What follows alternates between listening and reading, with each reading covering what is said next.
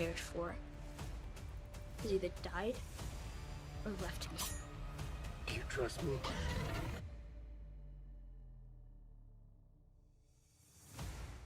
What is going on, guys? This is Richie here, back again from Red Planet Films, bringing you a review for The Last of Us, Episode 2, the HBO Max series. If you have not seen Episode 2, I highly recommend you do. If you have not seen Episode 1, I highly recommend you do.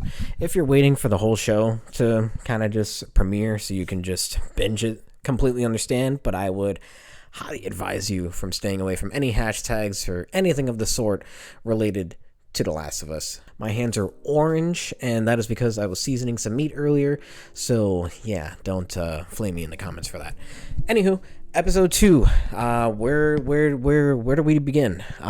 So, as I made mention, I believe, in my review for the first episode, where the episode left off there was they reached Boston after, there was a little kerfuffle with some QZ security, and they found out that, Ellie was infected, and, they kind of had to get out of that little situation that they were in, So I was under the impression that they were going to then, bring us to where they did in the game, which was that half-collapsed building you make your way through, and then that's where you first interact with the infected, with the clickers, which is a very intense moment.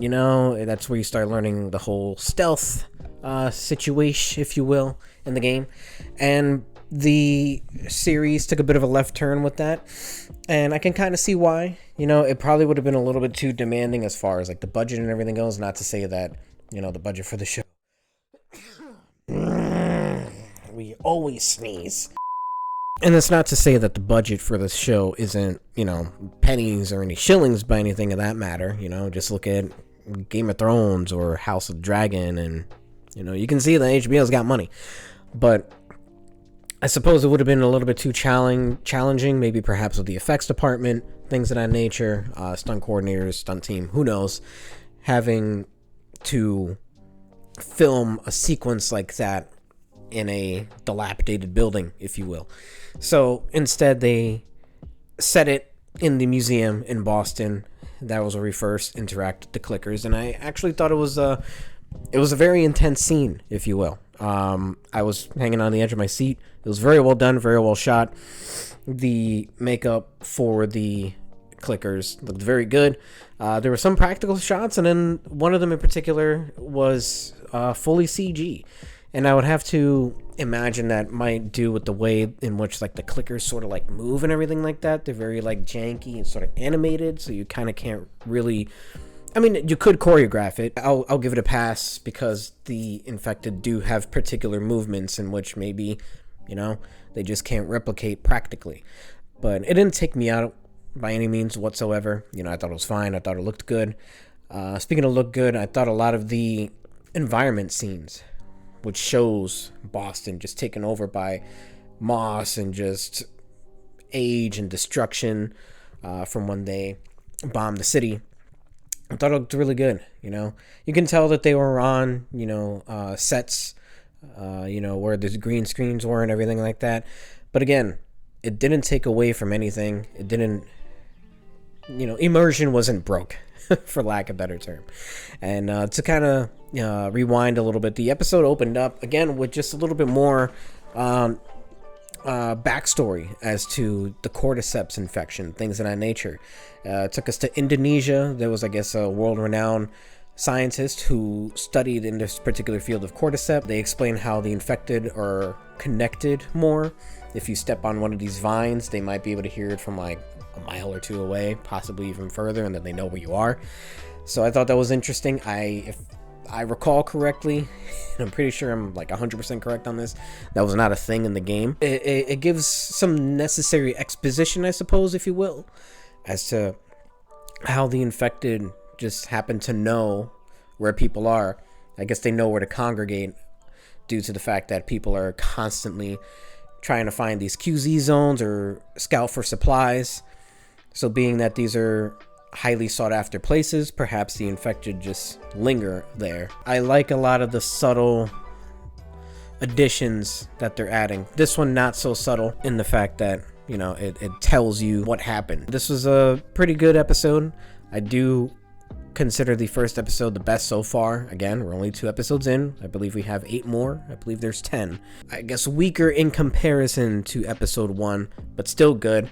Fleshed out a lot of ideas, things of that nature. Changes a little bit from the game, but again, I guess you kind of have to take liberties to ground it a little bit more in realism and have a bit of a better pace, if you will. So overall, I'd have to give this episode about we'll do a 9 out of 10. Still good. Not as strong as the first, but still good. Strong performances overall. I'm really enjoying Bella Ramsey a lot more. I feel like she's finding comfort in playing Ellie and making it her own, while still paying homage and honoring the original performance by Ashley Johnson in the video games. But I found myself chuckling at a lot of the things that she was saying. Her delivery, her timing, very spot on to Ellie. Pedro Pascal, Joel, I thought he sounded a little bit more Southern this go around, a little more Texan, if you will. Gabriel Luna in the first episode, he had that accent, like down. And I feel like Pedro Pascal sounded, to me, I just kept hearing The Mandalorian. I kept hearing Din Djarin. So not that it was hard for me to, separate the two by any means, but I was like, I need more, something that lets me know that this is Joel. So we're going to delve into the spoilers a little bit. If you haven't seen episode 2, please get out of here. Watch it, come back, get my thoughts, and then sound off in the comment section down below. Tess, she dies. How? Pretty much the same way in the game. She gets infected. She got bit here in the neck. When? During the whole kerfuffle. That's the word of the day, kerfuffle. In the museum, when we get introduced to the clickers. Very intense scene again. Thought it was well done. Not sure when exactly it happened. If it was done on camera or off camera when they kind of separated during that whole situation. They changed a couple of things as well. When they reached their destination a little bit later in the episode, the people that they were supposed to meet, I believe it was a rendezvous point, but in the game they were ambushed. Here somebody was infected, and then they kind of all just fucked each other up. Again, another little change. I didn't mind it. I thought it was interesting, especially with the narrative that they're already weaving so far. There wasn't really, I guess there could have been people to like ambush them. Maybe it was just a bunch of random stragglers, trying to find supplies and everything like that. And they saw these guys there. And then the whole, Vine thing came into play, where earlier in the episode, when they were taking the long way to get through the city, they got stuck and they saw a whole bunch of infected just congregating in one area of the city. So they couldn't go that way. So they had to go a different route, hence where they ended up here. So the vines connected all the way over there. So then they all just bum rushed to where Joel, Ellie, and Tess were. And Tess starts throwing fucking grenades and just oil drums everywhere. And she's trying to get this lighter going and it doesn't go. This infected who's like half clickery with like all this fucking fungi growing off his head approaches her. And it was almost like this weird sort of like kiss sequence that I wasn't really vibing with too much, but whatever. And the vines come out of his mouth and go into hers and starts infecting her. I don't know. I feel like that could have been left without, but whatever. There's a minor complaint, I suppose. Her lighter finally catches some flame, and then the whole place goes to shit. I'm interested to see again where they go from here.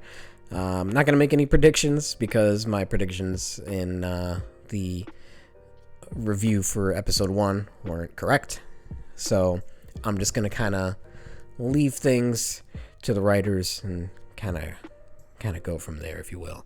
But in any event, let me know what you thought of episode 2. Did you think it was as strong as episode 1? Did you think it was stronger? Did you like it? Did you hate it?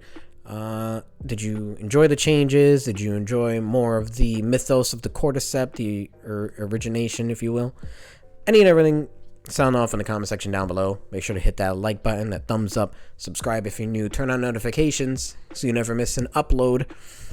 And we also have a gaming channel. If you couldn't tell, I like to play video games. Playing behind me is a walkthrough for The Last of Us Part 2. I will leave the link in the description box down below if you want to check that out. Right here, I am currently playing through The Last of Us Part 1 on the PS5. Link for that playlist in the description box down below. And if you want to see an unboxing of this Firefly edition for The Last of Us Part 1 that I managed to get my hands on when they had another supply, if you will, this last September, check that out. I'll leave it in the description box down below. Any and everything in the description box down below. Facebook, Twitter, Instagram, TikTok, Twitch, Discord, all of our socials down there as well. But most importantly, like, favorite, comment, share, subscribe, turn on notifications, all that good stuff. I will see you next week for episode 3. Very excited to see how that goes. In any event, love, peace, and chicken grease. And I will catch you all in the next video. Thank you all so much for tuning in.